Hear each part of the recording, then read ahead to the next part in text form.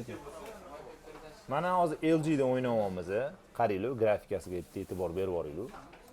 Grafikasi zo'r, lekin o'yinlari va ichida juda ham ko'p ekan o'yinlari. Nechta ekan Zoteka o'yinlari ichida? 2000 ta. 2000 tadan shu shekilli, ichida tekinlari ham bor, bilib olinglar, ichida tekini ham bor, pulligi ham bor. To'g'rimi? Hozir mana biz tekinini o'ynayapmiz. Counter Strike yana nima o'yinlari bor ekan? Bu hozir PUBG ga o'xshagan o'yin-da. PUBG mana qaranglar.